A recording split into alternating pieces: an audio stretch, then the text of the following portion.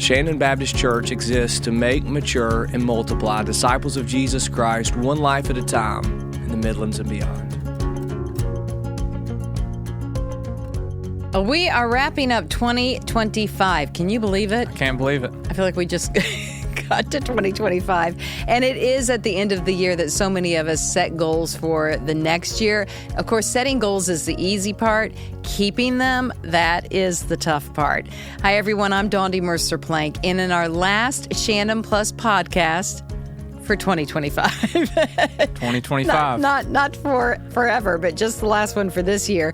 Pastor Dr. Daniel Dickard is giving us a biblical approach to setting personal goals for the new year and actually keeping them. Now, Daniel, I know you set goals, and last time you and I talked about goal setting, I think you had a goal literally for every facet of your life. So I want you to share some of the goals that you have for this coming year with us and how you go through that process. I say that knowing that I want it to be that your sharing of your goals is going to inspire us, but it actually might really be discouraging because we're going to feel like such underachievers. So that said, tell us about your New Year's resolutions. Well, I don't want to discourage everyone or anyone, but you said the goal is not just to have goals, but to keep them. Exactly. And I don't know that I keep all of mine, but I think it's good to have goals. I try to set my work goals or professional goals earlier in the year. So those were set earlier in 2025, getting ready for 2026. But as far as family and personal goals, my wife and I, we get together the last week every year of December. We've already done it for this year, and we set family goals. We'll go out to dinner together, have a nice dinner, but talk about what are our goals for our family, our kids, the things that we're going to be doing this year. And I also try to have personal goals such as reading goals and workout goals, fitness goals. And one of my reading goals for this year is I'm going to try to read a book every week. 52 books. Because weren't you doing one like every month? I know, but every few weeks you have been doing? At one point I was trying to do, listen, don't want to sound like an overachiever here, but I was trying to do 2 every week. Yeah. But I'm going to try to pull back. But I love reading. And so that's one of the goals that I try to set every year. And then some fitness goals. I just think it's good to have goals, something that you're pushing towards. Yes. You know, the old adage that if you'll aim at nothing, you'll hit it every time. And so, let's try to get a goal out there, see if we can hit it. It's fitness goals, family goals, work goals. But ultimately, we give these to the Lord, and we'll see. Ask me midway through 2026 how it's going. Yeah, we'll come back to this, right? So how does using the Bible to set our goals shift our focus from self-improvement? Because I think that's why a lot of people, how they base their goals, on that concept of how can I improve myself. But how do we shift it from that to spiritual growth, which really, can mean self-improvement anyway? Donna, you're right, because a lot of times when it comes to goals, if we're a type A personality, if we're an overachiever, that we try to do this in our own strength. And so we got to step back for just a moment when it comes to goals and make sure that they're the right goals out of the right motivation of the heart. Goals can be good if given from the right motivation. But as we have goals, Christianity is not, I can do more, I can do better. A motto for Christianity is, I can't, but Jesus can, and He lives in me. If we'll live by those 10 words, I can't, but He can, and He lives in me, it'll change the way that we see our goals for this upcoming year. And one of the things that I try to think about, even in putting together goals are good, but goals cannot be our God. But even if goals are good, we've got to frame them with the right question. The right question is not, how can I achieve more this year? I think the right question is, how can I become a greater follower of Jesus this year? The question has to be a becoming question, not a doing question. As we've shared before, Christianity, it's not about being a human doing, it's a human being first. And so one of the verses that I think about is there in Romans chapter 8, where it says that those He predestined, that He called, and then it says that He called them to be conformed into the image of Christ. That's the ultimate goal, that we would be more like Jesus. When we get to the end of 2026, whether or not I hit some of these other goals that we've talked about, a fitness goal or perhaps a goal about reading or a professional goal. I think every Christian should have the goal, how have I become more like Jesus? So we've got to shift, even though goals can be good, goals are tools, they're not identities. And when goals become identities, they become a God. So goals are good, but goals are not a God. A great perspective on keeping it in line with what it should be. But how do we do that? How do we align our New Year's resolutions to be Christ-centered so that God is the one doing the shaping of us into who he wants us to be? Yeah, there's a passage in the Bible where it says, unless the Lord builds the house, those who labor do so in vain. There's a difference between having good goals and then living with anxiety and stress. And so how do we do this in a Christ-centered way? I think that we set goals, we have objectives, in every facet of life. But at the end, we have to hand it over to the Lord. And unless the Lord does this, we really labor in vain. I think about the life of Jesus. And throughout Jesus' life, you can see that he is walking with a pattern. He's walking in a direction. Luke puts it this way, that the Son of Man came to seek and to save that which was lost. So I believe that from the time Jesus started his earthly ministry, even before that, but certainly as he started his earthly ministry, he knew there was one path that was towards the cross. So he had some goals. Along the way, he's trying to shape his disciples because he knew that Christianity would move forward as these underwhelmed disciples would give everything to the cause. So he's trying to shape them along the way. But at the end of Jesus' earthly life, fully God, fully man, but Jesus also puts it this way, Father, remove this cup. Nevertheless, not my will, but your will be done. So even Jesus, there was a relinquishing of control.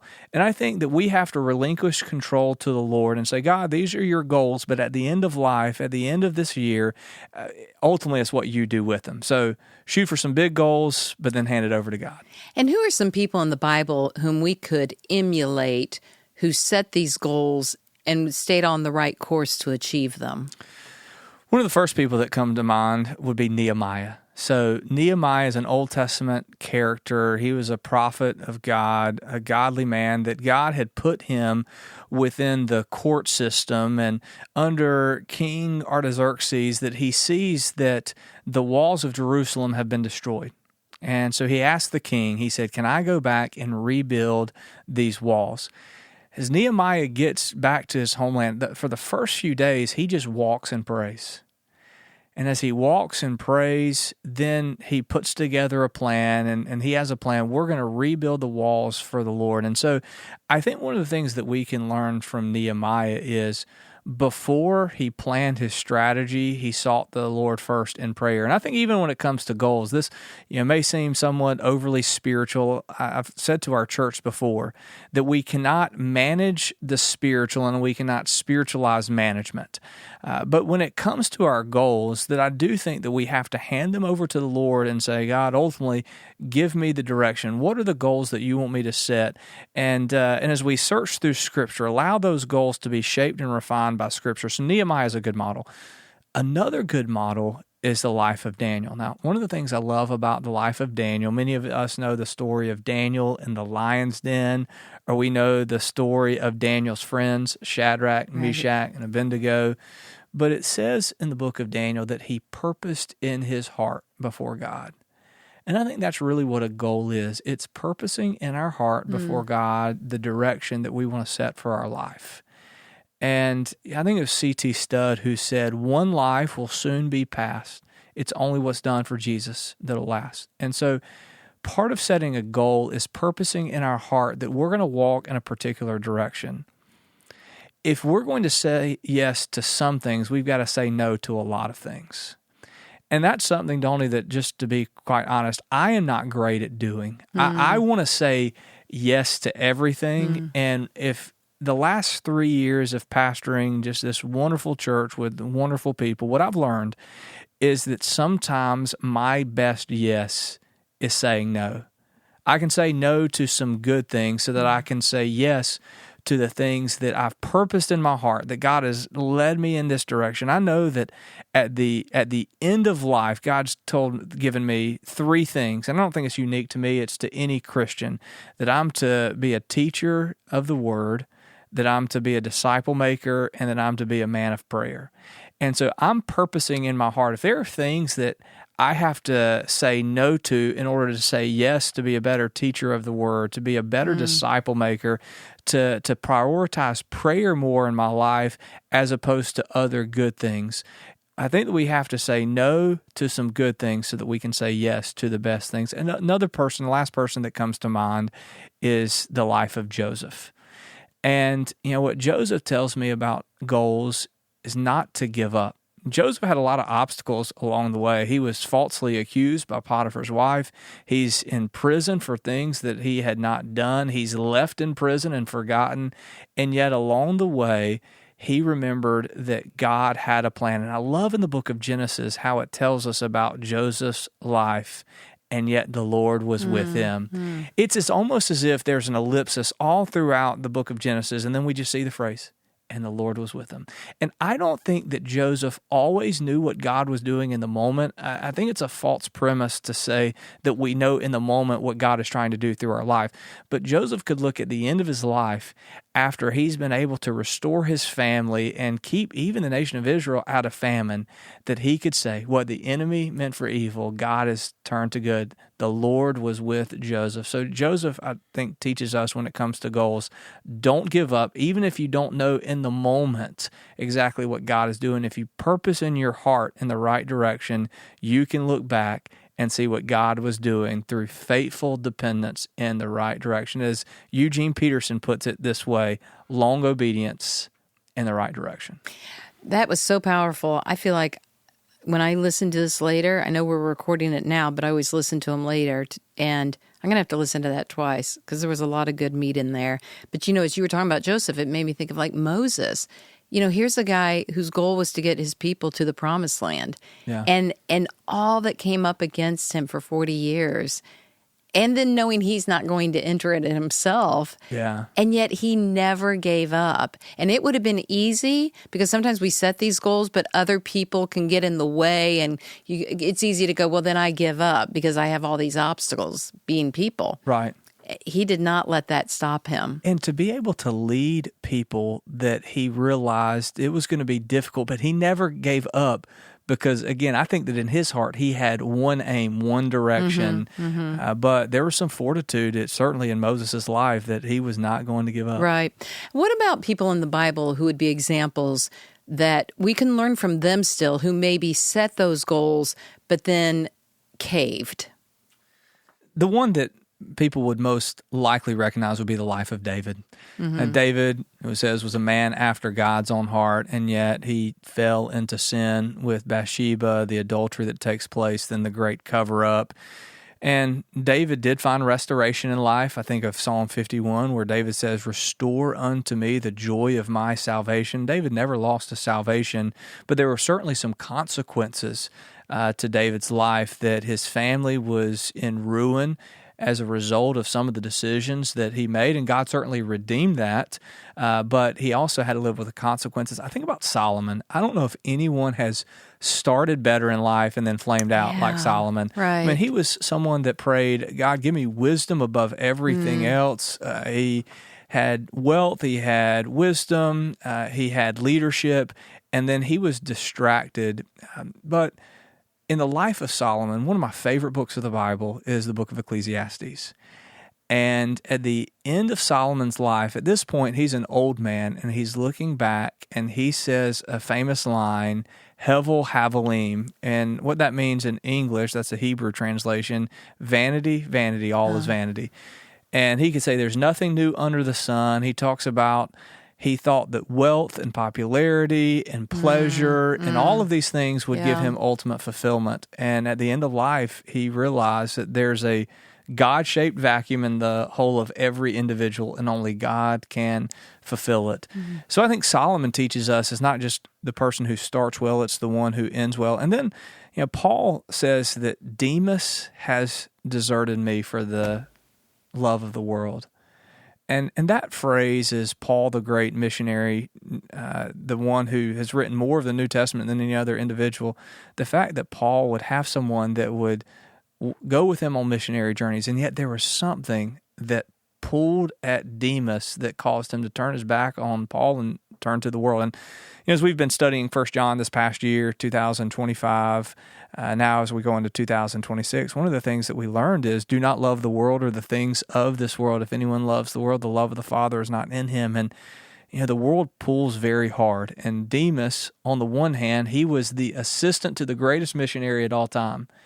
And yet there was something in the world that pulled his heart away from the things of God. And so if it can happen to Demas, if it can happen to David, if it can happen to Solomon, it can happen to us. And I think that's why Scripture says that we have to constantly guard our heart, for it's a wellspring of life. Sin that is unaddressed will eventually come after us. And so we have to guard that heart, because if it happened to those individuals, it can certainly happen to us. And we can learn from that example. Yep. So we know God is a God of details. And knowing that, how is being more specific in our goal setting helping us achieve success? Well, specificity is important because God is the God of details. And so, we often say that He's not the God of chaos. He's the God of creation. Scripture says to do everything decently and in good order. So if a goal is worth setting, it's worth thinking through. And not that everyone will hit every goal, but the goals that matter in life. I think when it comes to your family, or when it comes to your faith, when it comes to your finances, I try to think about it like this ongoing wheel. And so as my faith grows, then it's going to challenge me in areas of perhaps my family. And as my family grows, it perhaps is going to help me in areas of finance, and finance is going to help me to resource those other things. So I think if we think of a goal in a flywheel, and it always has to start with your faith. If it starts anywhere else, I think that ultimately your goals will be more humanistic than they will be theistic. But if we start with our faith, and then it's family. So God first, and then our family. And then, from our family, that we have to start thinking about the resources and our finances. And I think everybody should have financial goals. As you go into next year, think, how much are you going to try to save? Where are you going to try to spend? Our wallets, our pocketbooks are ultimately a reflection of our priorities. And I think that God gives us those things. Money is not evil. Some people think that when Christians talk about money that, it's in a negative way. Money is a good resource. It's the love of money. But if we purpose our money in the right direction, our finances in the right direction, that it can then fuel, think of a flywheel, that it goes back into our faith and how we can advance the kingdom of God and how we can support our family. And then from our family, this one big flywheel. I would encourage those who are listening today, if you're thinking about goals, set goals for your faith, set goals for your family, set goals for your finances, and let the flywheel effect take place. But when using that specificity, or being specific, because specificity is too hard to say, so I'll just say being specific. I still can't get it out. But I think of you can't just say, I'm going to save money this year, or I'm not going to spend as much money this year. It's got to be so specific with, I'm going to save $10 today. That's by right. not getting that extra little knick-knack that, eventually goes in the giveaway box, that sort of thing. Let's talk about Proverbs 27:17. It says, as iron sharpens iron, so one person sharpens another. How can accountability with fellow Christians help you in keeping goals? Goals are important, but also having those who will hold you accountable is important. And that's why I encourage everyone, be a part of a group. If you're listening today and you're not part of Shandon, I know a lot of the Shandon viewership listens and watches what we do here on the podcast. But if you're a part of another church, be involved in a small group. Now, one of the most life-giving and rewarding disciplines in my life, Dondi, is that every year I start a new grow group. And regardless if I were pastor of Shandon or not, I would have this in my life. Now, this year, I will meet with 6 other individuals every Monday. We start the week off strong. We've already got our Bible reading plan, our memory verses, and we will meet together. But I told the guys in our week 0 meeting, we meet in December, get to know one another, and then we start strong in January. I tell them, I'm not pastor in the setting. I'm Daniel. I need this more than you guys. And each week, I'll ask them, is there anything that you've looked at that would be displeasing to the Lord? Have you honored your wife this week? Have you honored your kids this week? How have you led well as a dad, as a husband? And then I'll always ask the question at the very end, was there anything that you were dishonest about? All right. So, and I've found that in those settings, again, it takes time for trust to be built up. But having that accountability, iron sharpening iron, it goes a long way. And when I'm in a rut, when someone can see, a lot of times someone else can see when we're in a spiritual rut long before we can. And so to have someone that we know that we trust, that loves us, that has our best goals in mind, I think it just helps when it comes to goal setting. So set goals, let other people around you know what those goals are, and then lovingly hold others accountable. And not in a legalistic sense, but in an encouraging sense. Whenever it comes to running, so I've recently, over the last several years, got into running, but the first half marathon that I ran, it was amazing. When I was running by myself, I was a lot slower in pace. But I had some friends who were pace setters in this particular marathon or half marathon that I ran. And as I ran beside them, I ran faster. I was stronger. I was better. And in the same way, when you hold someone else accountable, you can be a spiritual pace setter for them. So it's good to have goals, but also have those who will hold you accountable. You will run faster spiritually in that scenario. Go the distance. I know my goal is to keep this podcast to 20 minutes, and I know Jonathan's given me the 20-minute mark. I was kind of winking like, I know, but I'm just going to take a couple more minutes here if I can. We know the Lord is interested in who we're becoming, and He wants us to be able to accomplish that. But is it okay to not set goals? I think it's okay to not set goals for every area of life. But I think every person has to know the direction in which they're running. And so in a sense to say, I'm going to set no goals in life, well, you may not have those written down, but you've got some goals in life. Goals are a reflection of a priority, and everyone has priorities. That priority may not be God. It could be something else, but everyone has priorities. And part of having the right goals is taking our priorities with our resources and our time. Our greatest resource is time, and trying to align those together. And I was recently convicted of this. I saw a meme online where it showed how we can waste time through social media and we miss out on the goals. So you may not have goals written down. I would encourage folks to do that. But even if you don't have goals written down, everybody has a goal. It's just a matter of making sure that your life is going in the same direction with values. When your values and your goals are not going in the same direction, ultimately those values will show up. They just go in the wrong direction. And as we wrap up here, Daniel, one goal could be for people the Bible reading through in a year. Yeah. And we offer several Bible reading plans here. Yeah, that's right. So we are starting a new plan this year, church-wide. You can find it on our church's website, shandon.org. It is the New Testament 260 plan. So if you read 5 days a week, you get off for the weekends, and you do this for 52 weeks, you'll read through the entire New Testament. So nice. Yeah. I found that in my own life, the snowball effect, I've said before, Leviticus has killed more Bible reading plans than any other book of the Bible. So find a plan that is manageable.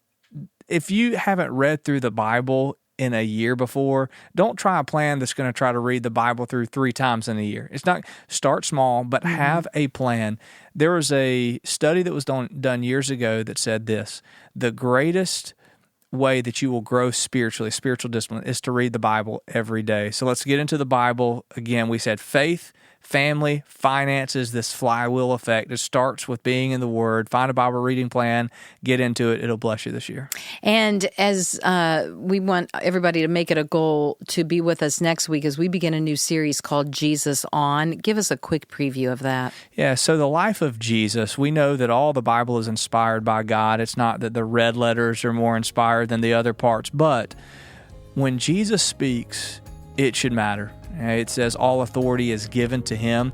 So in this new series, we are going to take the various subjects that Jesus addressed, such as marriage or temptation, baptism. The list is long. And for the next 6 months here at Shandon, we're going to see what Jesus says about some of the most important topics of life. So it'll be a fun series. It'll be relevant, but we're going to take the words of Jesus and we're going to see what he says about the important issues of life. And that will go along with the sermons as well. And with the first one being Jesus on a New Start, which is perfect for the start of 2026, which is coming up around the corner. For Shandon Plus Podcast, I'm Dondi Mercer-Plank. And I'm Daniel Dickard, Senior Pastor of Shandon Baptist Church, signing off. We'll see you next year.